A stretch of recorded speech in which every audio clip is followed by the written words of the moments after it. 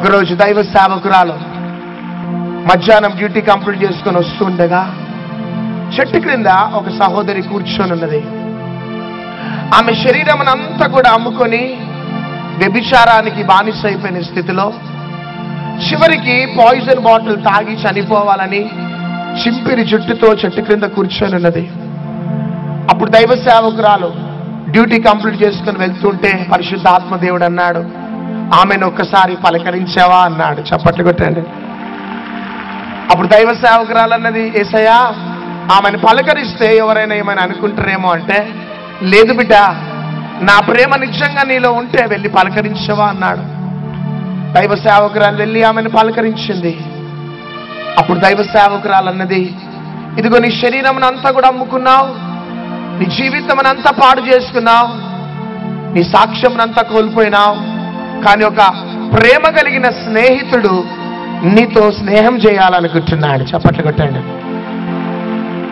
అనగానే ఆమె అన్నది, అమ్మా నాతో ఎవ్వరు స్నేహం చేయరమ్మా, అందరూ నన్ను వాడుకొని విడిచిపెట్టినారు అని ఏడుస్తుంటే ఆమెను ఇంటికి తీసుకొని వచ్చి ఆమెకు స్నానం చేపించి మంచి బట్టలేసి భోజనం పట్టి ఆ మంచి స్నేహితుని గురించి పరిచయం చేసినాం.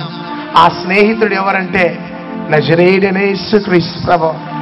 ఎప్పుడైతే ఆ స్నేహితుడు ఆమెకు పరిచయం అయినాడో ఆ పాత జీవితం అంతా గుడ్ బై చెప్పింది, ఒక క్రొత్త జీవితం ప్రారంభించింది, బాప్తిజం తీసుకున్నది. కొన్ని రోజుల తర్వాత ఒక మంచి దైవ సేవకుడు వచ్చి ఆమెను వివాహం చేసుకున్నాడండి. ఎంత గొప్ప ప్రేమ యేసయ్యా!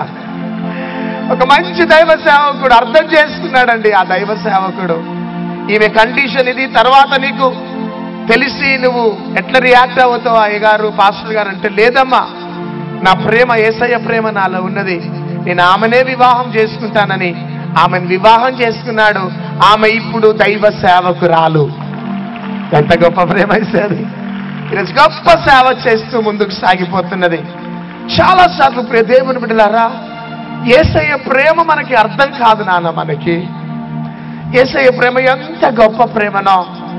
ఎక్కడనో వెలివేయబడిన అబ్రహాము కుటుంబమట యేసయ్యకి కావాలట. ఈరోజు వెలివేయబడి అపహాసించబడి తృణీకరింపబడిన భయంకరమైన అలవాట్లకి బానిస అయిపోయిన నీవు అట యేసుక్రీస్తు ప్రభువుకి కావాలట. హల్లెలూయా!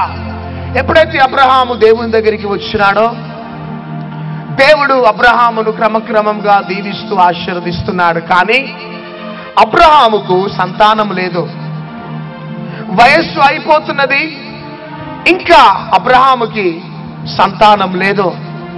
చివరికి ఒకానొక దినమున అబ్రహాం అంటున్నాడు, తండ్రి ఇక నా వయస్సు ఉడికిపోతున్నది, వృద్ధాప్యంలోకి వెళ్ళిపోతున్నా, నాకంటూ వారసులు లేరు, ఇక ఇతనే ఈ చిన్న కుమారుడు నా వారసుడు అవుతాడేమో అని ఆ యొక్క దాసుడిని చూస్తూ అంటున్నాడు. అప్పుడు దేవుడు ఏమంటున్నాడంటే అబ్రహాముతో ఆదికాండం 17వ అధ్యాయం 1వ వచనం చదవాలి.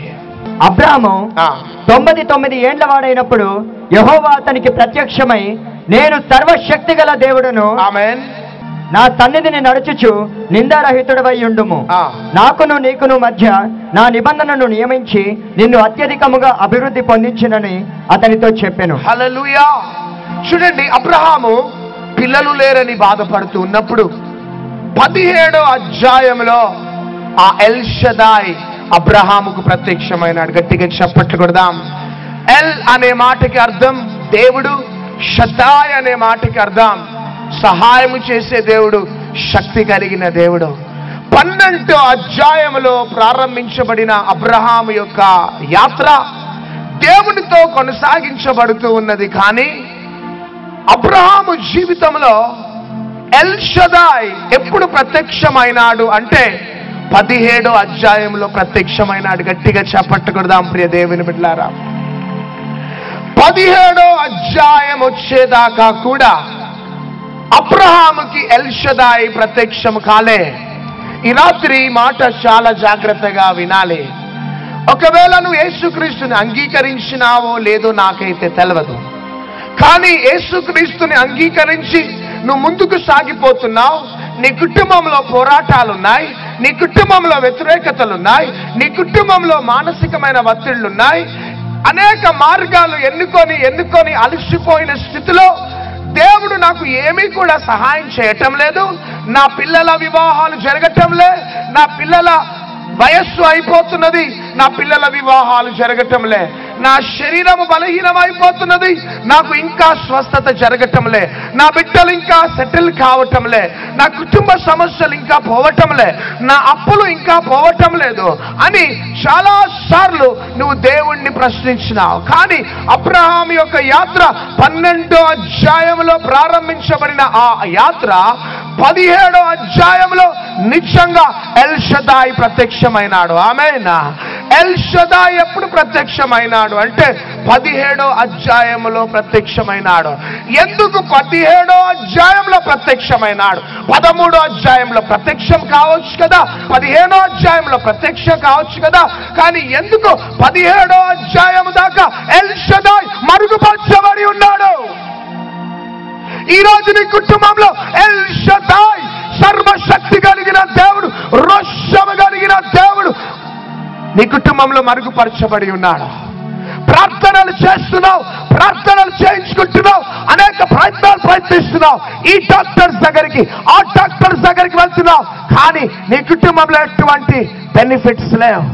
నీ కుటుంబంలో ఎల్ షదాయ్ సర్వశక్తి కలిగిన దేవుడు మరుగుపరచబడి ఉన్నాడు. కారణం ఎందుకు అబ్రహాము జీవితంలో ఎల్ షదాయ్ సర్వశక్తి కలిగిన దేవుడు 17వ అధ్యాయం దాకా మరుగుపరచబడి ఉన్నాడు అంటే, ఎల్ షదాయ్ ఎప్పుడు బట్టబయలవుతాడు అంటే అబ్రహాము శరీరం అంతా కూడా క్షీణించిపోవాలి. గట్టిగా చప్పట్లు కొట్టండి. అబ్రహాము తన శరీరం ద్వారా ఏమి చేసుకోవద్దు అంతే. ఆమేన్. అబ్రహాము తన బలము ద్వారా ఏమీ కూడా దీవెనలు పొందుకోవద్దు. అబ్రహాము తన అవయవాల ద్వారా ఏది కూడా సాధించద్దు. అబ్రహాము శరీరము ఉడికిపోవాలా? ఆమేన్. శారా యొక్క శరీరము ఉడికిపోవాలా? డాక్టర్స్ అనాలి Abraham there is no hope అనాలి. ఆమేన్. శారా ఎటువంటి పిల్లలు పుట్టడానికి ఛాన్సెస్ లేవు అనాలా? అప్పటిదాకా కూడా ఎల్ షదాయ్ మరుగుపరచబడి ఉంటాడు. చప్పట్లు కొట్టండి, గట్టిగా చప్పట్లు కొట్టండి. శరీరము ద్వారా ఏది కూడా సాధించొద్దు అబ్రహాం. ఎప్పుడైతే శరీరము చనిపోతుందో, తాను ఎప్పుడైతే చనిపోతాడో అప్పుడు ఎల్ షదాయ్ అబ్రహాము జీవితంలో బట్టబయలవుతాడు. గట్టిగా చప్పట్లు కొట్టండి. ఎల్ షదాయ్ బట్టబయలు కావాలి అంటే అబ్రహాము పూర్తిగా నేను ఏమీ చెయ్యలేను, ఆమేన్, నా భార్య ఏమీ చెయ్యలేదు, మా శక్తి ద్వారా మా బలము ద్వారా మేము ఏమీ చెయ్యలేము అనే నిర్ధారణ అబ్రహాము జీవితంలో కలిగినప్పుడే ఎల్ షదాయ్ బట్టబయలవుతాడు. గట్టిగా చప్పట్లు కొట్టండి. ఈ రాత్రి నా ప్రియ సహోదరుడా సహోదరి, ఒకవేళ అప్పులలో కూరుకుపోయినావా, గర్భఫలము లేకుండా బాధపడుతున్నావా, ఇంటి సమస్యలతో బాధపడుతున్నావా, లాయర్ నోటీస్ ని భర్తకు పంపుతున్నావు, లాయర్ నోటీస్ ని భార్యకు పంపుతున్నావు, ఇంకా నీ కుటుంబం కట్టబడలే, నీ బిడ్డల వివాహాలు కాలే, నీ అనారోగ్యం తొలగిపోలే, అనేక ప్రయత్నాలు ప్రయత్నించి నువ్వు అలిసిపోయిన స్థితిలో ఈ ప్రాంగణంలో ఉన్న ఈ టీవీ ప్రోగ్రాం చూస్తున్నా, ఎల్ షదాయ్ నేను సర్వశక్తి కలిగిన దేవుడను అని ఎప్పుడు బట్టబయలవుతాడంటే నీవు స్వయంగా ఏమీ చేసుకోనప్పుడే. చప్పట్లు కొట్టండి. నీ సొంత శక్తి ద్వారా, సొంత బలము ద్వారా, సొంత జ్ఞానము ద్వారా, సొంత అహం ద్వారా, సొంత ఆ యొక్క డబ్బు ద్వారా నువ్వు ఏమి చేసుకోనప్పుడే, అన్ని డోర్స్ ద్వారాలన్నీ కూడా మూయబడ్డప్పుడే ఎల్ షదాయ్ యొక్క ద్వారము తెరవబడుతుంది. చాలా మంది కుటుంబ జీవితాలలో, క్రైస్తవ కుటుంబాలలో ఇంకా చావవలసిన చావవు కానీ దేవుడు నాకు ఏం చేస్తున్నాడు, దేవుడు నాకు అన్యాయం చేస్తున్నాడు, అని చాలా మంది దేవుణ్ణి అపార్థం చేసుకుంటారు. యేసుక్రీస్తుని నమ్మిన తర్వాత కూడా ఈ కుల గజ్జి మాత్రం పోదు క్రైస్తవులకి. ఏ గజ్జి చెప్పరు చూడండి. యేసయ్యని నమ్మినా ఈ కులము కులము కులము, మాది ఈ కులమండి, మాది ఆ కులమండి, మా కొడుకుకి వివాహం జరగాలి, మాది ఈ కులమండి, ఈ కులమొల్లే మాకు కావాలా, ఆ కులమొల్లే మాకు కావాలా. ఈ కుల గజ్జి మాత్రము సావదు కొంతమంది క్రైస్తవులకి, అందరికి కాదు. మనం సచ్చిన క్రైస్తవులమా, బ్రతికిన క్రైస్తవులమా? ఇవన్నీ కూడా మనకున్నాయంటే మనం ఇంకా బ్రతికి ఉన్నామా, చచ్చినమా? ఇవన్నీ మన జీవితంలో చావాలా? యేసయ్యని అంగీకరించిన తర్వాత మనదంతా ఒకటే ఒక కులం, మనది యేసయ్య కులము. చప్పట్లు కొట్టాలా? ఒకవేళ నీ కొడుకుకి ఈ కులం వల్లే కావాలని వెతుకుతూ ఉంటే మనల్ని వివాహం చేసుకోవటానికి యేసయ్యకి ఏ కులం కావాలి? ఇక మరి ఏమున్నది మనకు బ్యాక్గ్రౌండ్ మనల్ని వివాహం చేసుకోవటానికి? మన బ్యాక్గ్రౌండ్ చూస్తే ఎటువంటి బ్యాక్గ్రౌండ్ లేదు, కానీ మనల్ని ఆ పెళ్లి కుమారుడు వివాహం చేసుకోవాలంటే ఆయనకి ఒక కులం కావాలట. ఏంటిదంటే నిష్కలంకమైన కులము, పరిశుద్ధత అనే కులము, మచ్చ డాగు లేని కులము కావాలట. అదే యేసయ్య కులము. గట్టిగా చప్పట్లు కొట్టండి నమ్మినవారు. ఎందుకు నీ జీవితంలో ఆ సర్వశక్తి కలిగిన దేవుడు ఎల్ షదాయ్ ఎందుకు ఇంకా రివీల్ కావటం లేదంటే ఇంకా చావవలసినవి ఏవో ఉన్నాయి నీ కుటుంబంలో. నువ్వు చావవలసినవి చంపుకుంటలేవు కాబట్టి నీ జీవితంలో కార్యం జరగటంలే, నీ కుటుంబంలో కార్యం జరగటంలే, నీ సంఘంలో కార్యం జరగటంలే, నీ పట్టణం ఇంకా శాపం శాపం శాపం. కానీ నేను నమ్ముతున్నాను ప్రియ దేవుని బిడ్డలారా, ఈ చివరి రాత్రి మీటింగ్ ద్వారా ప్రతి కుటుంబాలలో ఎల్ షదాయ్ బట్టబయలు కాబోతున్నాడు. అబ్రహాము జీవితంలో ఎల్ షదాయ్ ఎప్పుడు బట్టబయలైనాడంటే మొత్తము చచ్చిన తర్వాత, శరీరము చచ్చిన తర్వాత, బలమంతా కూడా క్షీణించిన తర్వాత ఐయామ్ ఎల్ షదాయ్ అబ్రహాం అన్నాడు. హల్లెలూయా. ఈరోజు మనం చావాలి. ఆమెన్. చావాలి ప్రియ దేవుని బిడ్డలారా. నేను నమ్ముతున్నాను అల్ షహోవా మెమ్ దాసియాల, నేను నమ్ముతున్నాను మునుపు ఎన్నడూ కూడా కుమ్మరించని విధంగా మన పట్టణాలలో దేవుడు తన అగ్నిని మహిమను కుమ్మరించబోతున్నాడు. గట్టిగా చప్పట్లు కొట్టండి. ఎందుకు మొదటి శతాబ్దం యొక్క ఉజ్జీవం రగులుకోలేకపోతున్నది? ఎందుకు పట్టణాలు కదలించబడలేకపోతున్నాయి? ఎందుకు గ్రామాలు కదలించలేకపోతున్నాయి? ఎందుకు ప్రజలలో దైవిక భయం లేకపోవటానికి కారణం చావవలసినవి ఇంకా చావటం లేదు. ఆమేన్. ఈ మీటింగ్స్ ద్వారా ఎల్ షదాయ్ బట్టబయలు కాబోతున్నాడు. చప్పట్లు కొట్టండి. సంవత్సరాల తరబడి ఉన్న అబ్రహాము శాపము 17వ అధ్యాయంలో ఆశీర్వాదకరంగా మార్చబడ్డది. చప్పట్లో 17వ అధ్యాయం దాకా ఎల్ షదాయ్ మరుగుపరచబడి ఉన్నాడు. నిన్నటి దాకా ఎల్ షదాయ్ మీ కుటుంబంలో మరుగుపరచబడి ఉన్నాడు. చప్పట్లు కొట్టండి. కానీ నేను నమ్ముతున్నాను ప్రతి కుటుంబాలలో, మీ సంఘాలలో, మీ పట్టణాలలో ఎల్ షదాయ్ బట్టబయలు కాబోతున్నాడు. నమ్మిన వారు చప్పట్లు కొట్టండి. ఈ రోజు దాకా నువ్వు దేవుణ్ణి ఏ కోణంలో చూసినావో నాకైతే తెలియదు, కానీ ఈ రాత్రి నీకు శుభవార్త, నీ కుటుంబంలో ఎల్ షదాయ్ బట్టబయలు కాబోతున్నాడు. మన పట్టణాలలో ఎల్ షదాయ్ బట్టబయలు కాబోతున్నాడు. చప్పట్లో మొదటి శతాబ్దంలో అపోస్తులు ఎక్కడ అడుగు పెట్టినా అక్కడ ఉజ్జీవం రగులుకున్నది. పెంతెకోస్తు దినమున మేడగదిలో అభిషేకం పొందుకున్నారా?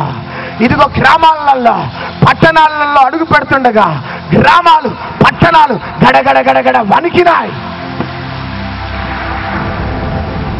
3వ అధ్యాయంలో పేతురు అడుగు పెట్టినాడు.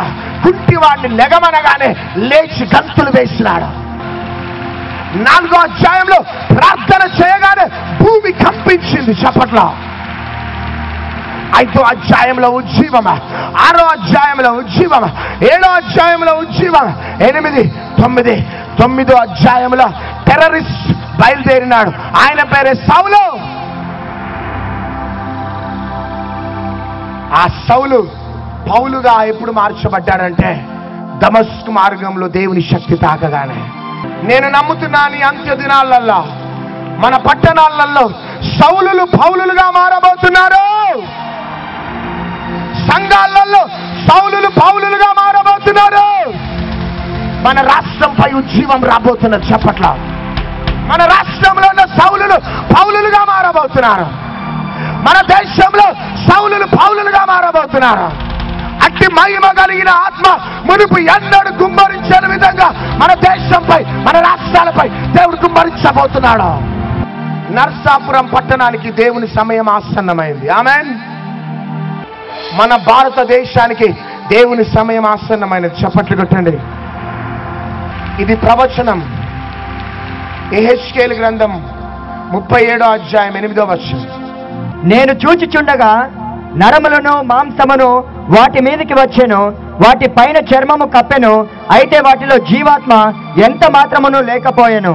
చూడండి, యెహెజ్కేలుని ఆ లోయలోకి తీసుకొని వెళ్ళినాడు. ఎండిపోయిన ఎముకలున్నాయి. అయితే ఆ ఎండిపోయిన ఎముకలకి ఏమి లేదు? జీవము లేదు. హల్లెలూయా, హల్లెలూయా. చదవాలి బిడ్డ. అప్పుడు ఆయన, నరపుత్రుడా, జీవాత్మ వచ్చినట్లు ప్రవచించి ఇట్లనము, ప్రభువు యెహోవా సెలవిచ్చినదేమనగా, జీవాత్మ నలుదిక్కుల నుండి వచ్చి హతులైన వీరు బ్రతుకున్నట్లు వారి మీద ఊపిరి విడువము.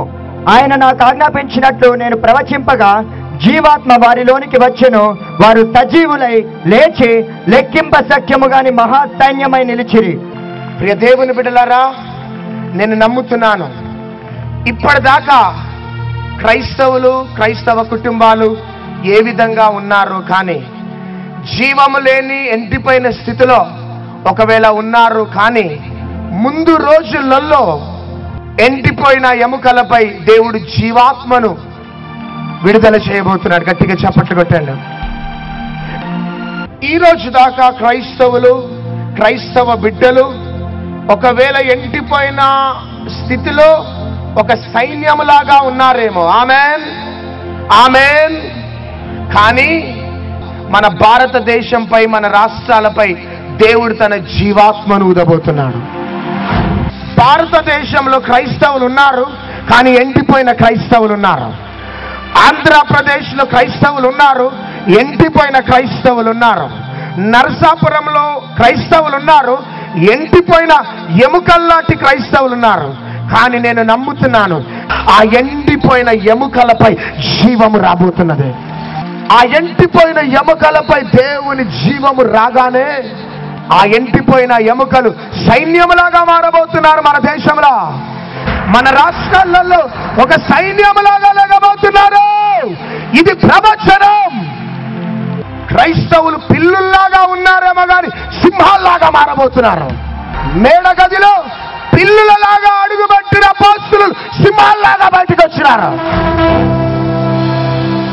కానీ నేను నమ్ముతున్నాను ఈ రాత్రి ఎల్ షదాయ్ బట్టబయలు కాబోతున్నాడు. ఎల్ షదాయ్ బట్టబయలు కాబోతున్నాడా? పిల్లుల లాంటి స్వభావాలు సింహాల్లాగా మారబోతున్నాయి.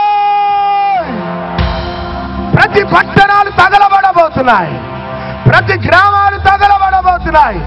సాతాను దుర్గములు, సాతాను కోటగోడలు, సాతాను సామ్రాజ్యాలు ఇక ముందు రోజులలో కుప్పకూలిపోబోతున్నాయి. అది ఎవరి ద్వారా తెలుసా?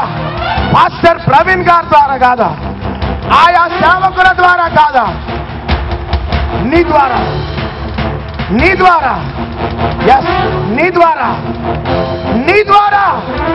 ఈరోజు నీకు చదువు లేదేమా, జ్ఞానం లేదేమా, పేదవాడివేమా, వెలివేయబడిన వాడివేమా, కానీ బట్టబయలు కాబోతున్నాడు దేవుడు.